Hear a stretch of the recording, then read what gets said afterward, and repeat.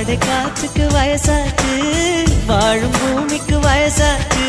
கொடியுகம் போனால் என்ன, காதலுக்கு எப்போதும் வயசாகாது.